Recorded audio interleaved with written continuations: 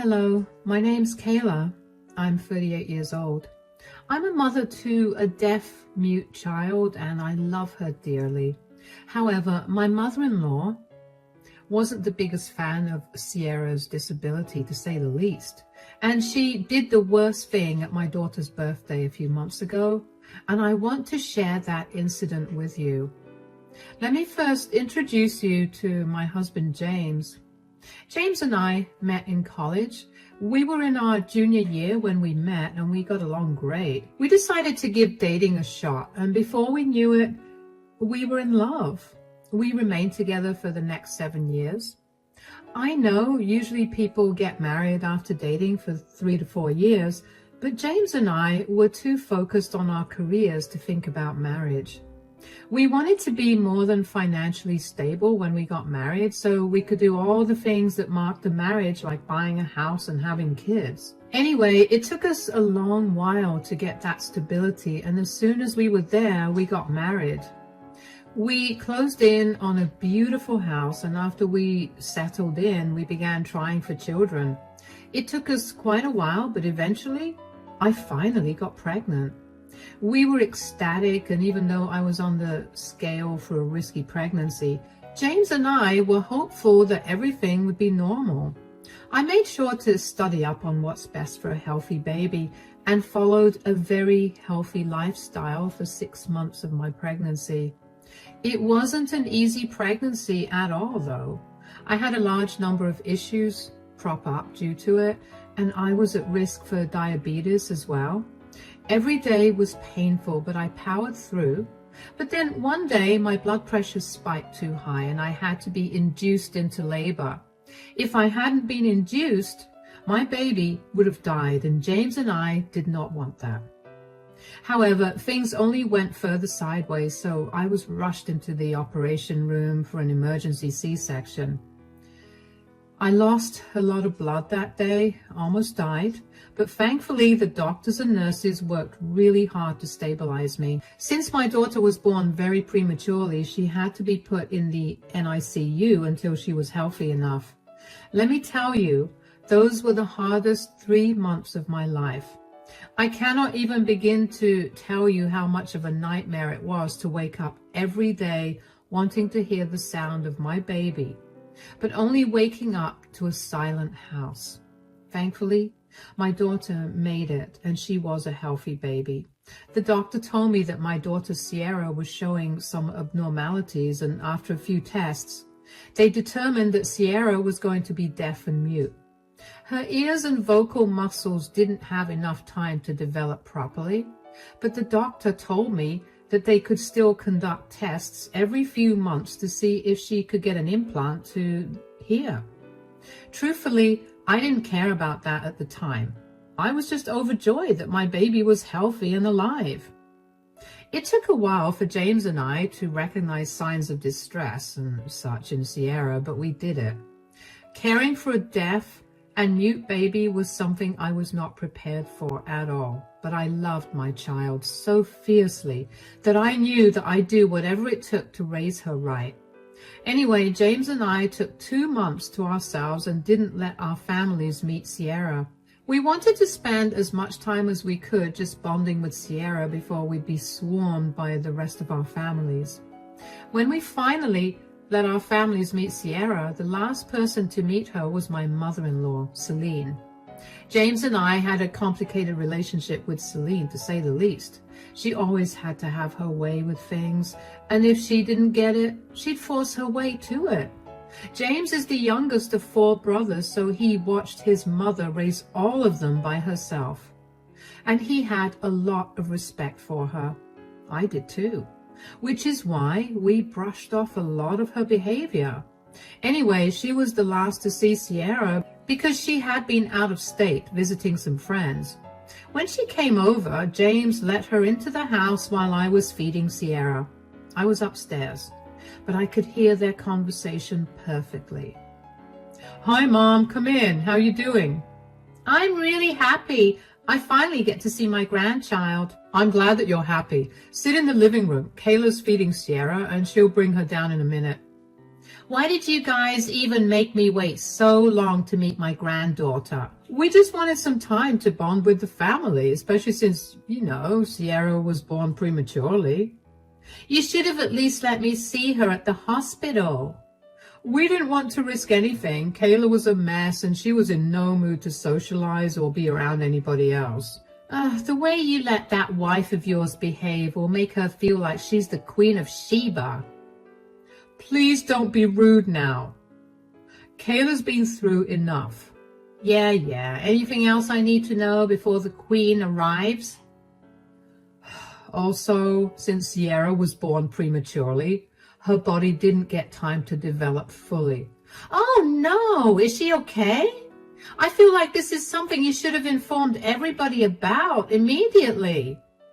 Mom, we were going through something really scary and informing people about things was the last thing on our minds. But no need to worry too much. Sierra is a healthy baby. She just didn't get to develop her ears properly, so she's deaf. And the muscles that would usually help her speak are also underdeveloped, so she won't be able to speak. So she's deaf and dumb? Yeah, but you shouldn't call her dumb. She's mute. And you found this out right now, while she's still a baby? Yeah. Come on. You don't seriously believe that. The doctors just said all of that to get money out of you.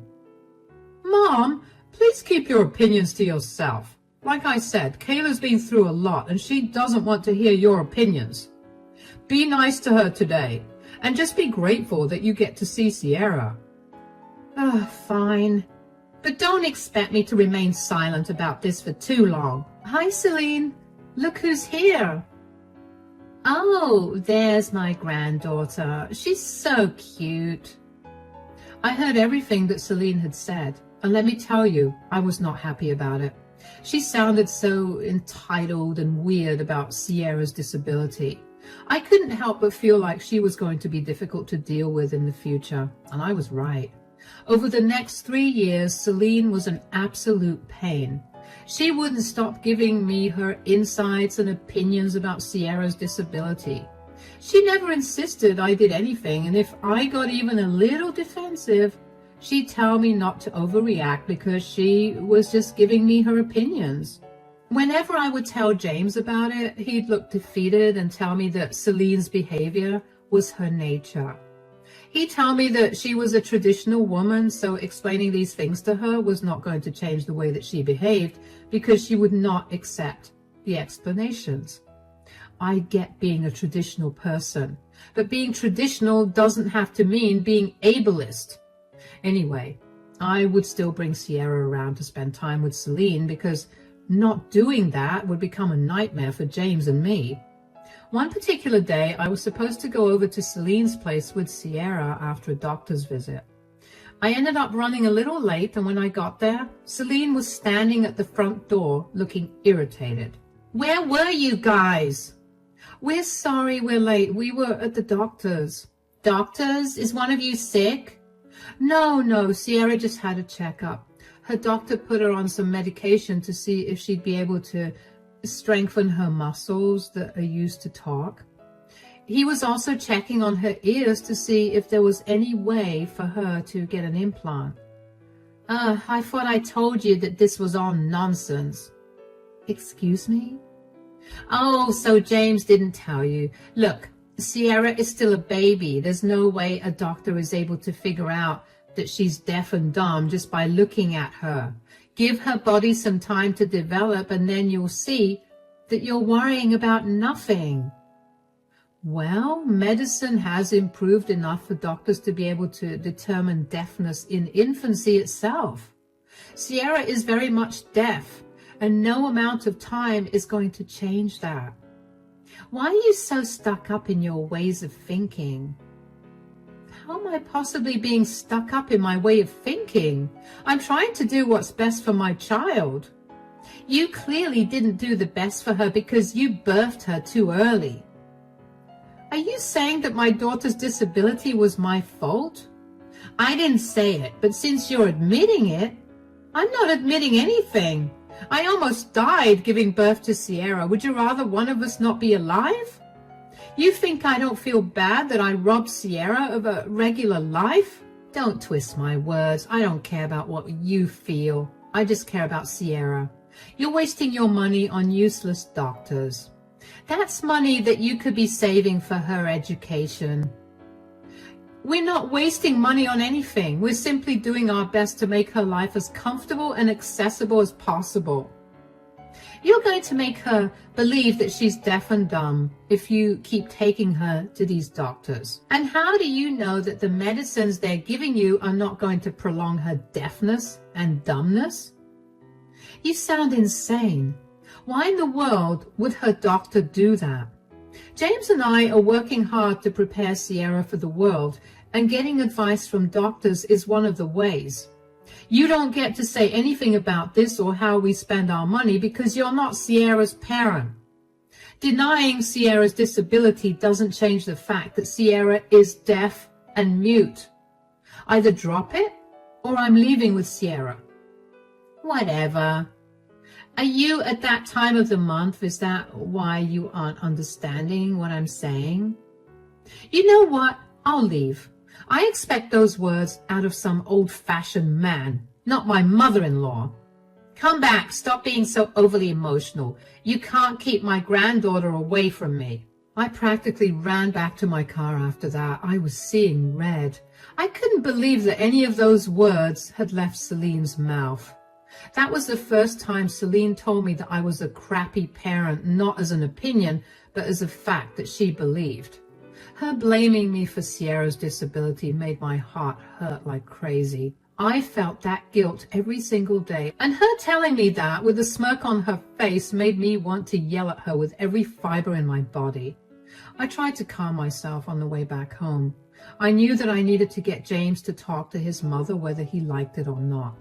If he didn't do it, I'd take matters into my own hands and he'd have to deal with it. When I got back home, James was in the kitchen preparing dinner. I sat Sierra down in the living room in her playpen and went over to him. Hi, honey. I thought you were spending the day with my mom. Yeah, I was supposed to, but I simply couldn't. Why? Did something happen? Yeah. Your mother kept insisting that Sierra was not deaf and unable to speak. Oh, no. She told me that by visiting so many doctors, we'd actually confirm Sierra's disability. And there was something else. Also, oh yeah, she told me that we were wasting our money on doctors who were giving us medicines that were making our daughter deaf and dumb. What did you say to her? I told her that she had no right to tell us what we did with our money, and that just because she denied Sierra's disability didn't mean it didn't exist. That's good. Is that all you have to say? Your mother insulted us and our daughter, and all you have to say is, that's good? I don't know what you want me to say. You can't be serious. Do you want me to call my mother and tell her that she's wrong? You know my mother, and you know that that call will not go over well. I did what I had to do as a mother for our child. When are you going to grow a spine and tell her to back off with her opinions? Kayla, you know how my mother is. This again? Why are you always defending your ableist mother? She's constantly been giving her unnecessary input against Sierra's disability. Sure, Sierra can't understand what Celine is saying right now, but she will eventually. I know that. I feel like I'm stuck between a rock and a hard place. On one hand, I'm beyond hurt that my mother would say such things about our daughter. On the other, she's my mother. I cannot be rude to her. How are you letting her get away with being rude to me and Sierra? Did you know that she blames me for Sierra's disability? What? Did she tell you that? Not directly, but she implied it. You need to stop siding with your mom. I do not want Sierra growing up around her. Look, my mom is just very old-fashioned. I told you that she and my dad had a very toxic and traditional marriage. Bearing and raising children is all she ever did. So I guess she's overprotective of Sierra for that reason. Being overprotective and ableist are two entirely different things. I know. I'll talk to my mom, but if she doesn't listen, there's nothing much I can do. You may not be able to do much, but I will. I will make sure she doesn't get to visit Sierra at all. I do not want my child to grow up with a complex because her grandmother made her feel differently about her disability. I don't think that will work in the long run. I will make sure that it does. Just remember that you could either nip this in the bud or Sierra is going to grow up into a very insecure, unstable person. We both only want what's best for her, right? Then do the right thing.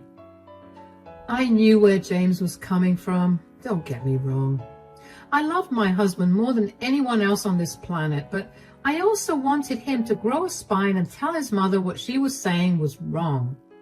I knew that he revered his mother. The man watched his dad verbally and emotionally abuse his mother and leave her to take care of all their kids while he sat in front of the TV and drank his many packs of beer.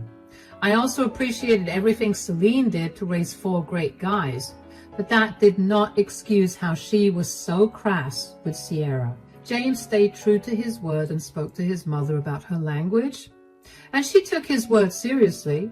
I knew that was going to happen because she valued her kids way too much, so unless one of them spoke up, she was never going to listen to anyone else. But she only changed her behavior for a few weeks before she reverted to her ableist ideals. She kept telling me that Sierra was not deaf or mute, and she would pressure Sierra to talk every time we left alone with Sierra for just a minute. Sierra always felt so distressed around Celine, so I began to make sure that she was never left alone for even a second with Celine. James would keep talking to Celine about her behavior, and she would change only for a short while before reverting to her usual self. James never had the heart to let go of his mother, and even though I had an issue with it, I kept silent. I resorted to protecting my daughter in every way possible.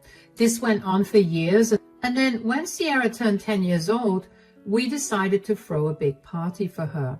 We invited family and all of Sierra's friends from school, and we held it in the late afternoon. Since the family was involved, we had to invite Celine. Thankfully, Celine was very well behaved during the party. She had James communicate with Sierra using sign language for a while, and from what I could see, Sierra seemed happy. After the party ended and everyone left, James went out to get our last present for Sierra. During that time, Sierra and I sat down to open all the presents she got. She got a lot of lovely presents, and she looked like she was over the moon until we opened Celine's present. It was the most garish set of earphones I've ever seen, with an attached mic piece along with the book titled How to Improve Your Hearing for Dummies. Sierra immediately began crying, and I was beyond mad.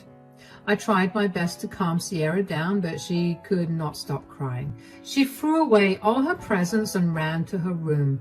She shut her eyes so that she wouldn't be able to see me sign, and kept crying. I called James as I was trying to calm her down because I could not manage my anger either. Hi, honey, is everything okay? No, you need to do something about your mother. I've kept silent for too long, but this is it. You need to do something. What are you talking about? What did she do? Do you know what she gifted Sierra? She gave her a pair of headphones and a book titled How to Improve Your Hearing for Dummies. What? Sierra won't stop crying, and she feels really bad. You know how long it took for her to come to terms with her being different from everyone else. This is beyond disgusting on your mother's part. I agree. I can't believe she would do such a thing. Really? Because she's constantly been tormenting Sierra, and every time I tried to stand up for her, you'd come in and tell me that your mother was too stuck in her ways to realize what she was doing wrong. I know. I'm so sorry for that. I should have nipped her behavior in the bud. I can't even get Sierra to calm down, James. It's like no matter what I try to say, it's not getting through to her. She's just sitting in her room with her eyes shut, crying. I'm so sorry. You know what? I'll be home soon. I'll call Mom with you sitting next to me, and I'll give her a piece of my mind. Yeah, but before that, we need to calm Sierra down. I knew my mom was a little mean, but this goes beyond anything I could have ever imagined coming from her. Honestly, I didn't expect this from her too. I should have known there was something wrong with the way she was so well behaved during the party. I promise I'll make this right for Sierra and for us. What are you even going to say to your mom? You know she will only listen to you for a few weeks at best. Eventually, she'll go right back to bullying Sierra. I know. I have an idea of what I want to do. In all honesty, I should have done this from the start, but I'm going to hit her right where it hurts. Nobody makes my baby girl cry like that and gets away with it. I'll apologize to Sierra for the rest of my life for putting her through this. Okay, I'll do my best to calm her down. How long will you take to get back? I'm already sitting in the car, so I should be home in 10. All right, I'll see you soon. Drive safe. Yeah, I'll be there soon. Bye. I never mentioned it before, but Sierra did end up growing up with a complex about her disability. No matter how much I tried to shield her, Celine still managed to have an impact on her. Not a lot, but enough to frustrate her further. Sierra struggled to cope with her classes and simply couldn't understand why she was not like everybody else. When she was 5 years old, she'd have meltdowns every so often about it, and it would break my heart to see her that way.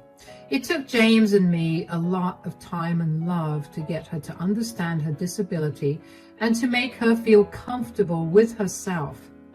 What Celine did with her gift was bring all that hard work crumbling down. James came back home in less than 10 minutes, and he practically flew through the door. Sierra had calmed down significantly, but she was still crying and hiccuping. James gently nudged her to sit up and got her to open her eyes. He too was crying, and he kept apologizing to her. Seeing her dad crying alarmed Sierra enough to get her to stop crying and tell her dad that she forgave him. The three of us then spoke about Celine's gift and how what her grandmother thinks of her disability was not a reflection of it at all. We shared a hug, and even though Sierra was still feeling down, I knew that she would be fine with some time. And then James showed her the gift he'd gone to the store to buy, the doll that she had been wanting for a long while. That cheered her up significantly, and I was glad about that. We had dinner together, and after we tucked her up in bed, James called Celine. I sat next to him and listened to the call. Hello? Hi, Mom. Are you home right now? Of course. Why? Okay, I needed to talk to you about something. Yeah? What is it? So we just opened all of Sierra's presents. Did she like my present? Are you kidding? What? I thought it would be nice. She'll finally be able to take some proper advice instead of you and Kayla constantly coddling her. You guys keep reinforcing her being deaf and dumb. That's why she can't make any improvements. I have explained to you countless times that Sierra can't hear because she didn't have time to develop in her mother's womb. Her body quite literally doesn't have the faculties to perceive sounds or help her speak. That's a load of hogwash, and you know it. You just need to add a few drops of the essential oils I recommended. What is wrong with you? You've kept denying Sierra's disability, and you've done way too much to alienate and hurt her. Do you not feel bad at all? You guys coddle her way too much.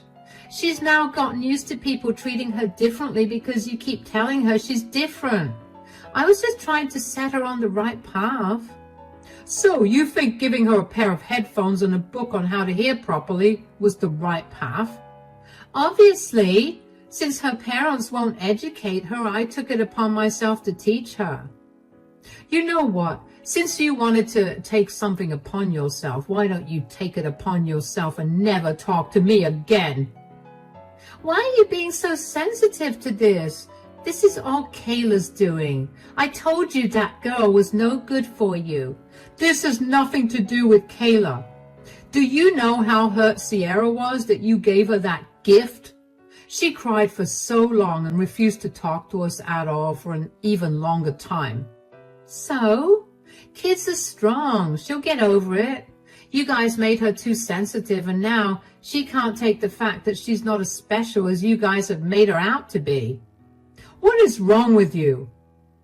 Why are you so heartless? You know, I ignored everything you've said and done to Kayla and Sierra for so long because I thought you were just too traditional and set in your ways. That was a huge mistake because clearly you're just a monster. James, that is no way for you to speak to your mother. And giving crappy gifts to my daughter is no way to behave as a grandmother. I don't want anything to do with you anymore. Don't ever come back. I want you out of mine and my family's lives. If you ever try to come close to us, I will call the police on you. Are you serious? You can't seriously be overreacting over one gift that was supposed to be for your benefit. Do you really want to be stuck with a child that would remain with you forever because she believes she's disabled? Why wouldn't I want my child to remain with me? I love her with all my heart. And unlike you, I could never dream of kicking my child out as soon as they're adults. The very fact that you refuse to accept Sierra's disability even now is enough to tell me that you will always prioritize your values over your family. Never contact any of us again. James was red in the face from how angry he was. I was finally glad that James made the right decision. I could tell that this time he was being serious because I had never seen James this upset before. He had one of the most calm temperaments I've ever seen in a person, so to see him get mad meant that someone really messed up badly. And this time, it was Celine, and rightfully so. Celine tried to call back as soon as James cut the call, but James declined the call and blocked her number. She then tried calling me, but I let the call ring out. I did not want to hear her voice because Lord knows I would have been a lot meaner than James was to her. I guess Celine realized that she was not going to get an answer from either one of us and left us alone for that night. But for the next few days, she would keep calling me until I was forced to block her as well. In hindsight, I should have known better that Celine would not leave us alone because after a month of no contact with her, we got served with a summons. Celine had decided that since we were not going to let her near us, she would file for visitation rights as a grandparent. James and I were furious about this, but we knew that if we beat her here, she would definitely have no way of contacting us. So we gathered all the evidence we could of Celine's disgusting attitude towards Sierra's disability. When the evidence was presented to the judge, it was decided that Celine would not get any visitation rights. Celine's face as she realized that she lost was something I couldn't help but remember because it was so funny. She looked like she'd been caught doing something she shouldn't have been doing. And honestly, that was a pretty accurate look on her face because she should not have messed with us. She then got a new number from which she kept spamming James and my phones with calls and texts to tell us what horrible people we were and how she was simply trying to protect Sierra from our evil ideologies. After that, James and I got a restraining order against her so that she was not allowed to contact us at all. And that was when I truly felt safe. As for Sierra, she's doing a lot better now. It took us a while to bring her back to her original self, but after a while of watching some very heartwarming videos of other families with deaf children and educational videos on what it is like to be deaf and mute, Sierra bounced right back to her old self. She's proud of who she is, and she's quickly forgotten about Celine as well. James and I are equally proud of Sierra, and we're definitely going to be a lot more careful about who we let our daughter be around. Thank you so much for sticking through and listening to my story. Remember to be kind to everyone, regardless of what they look like.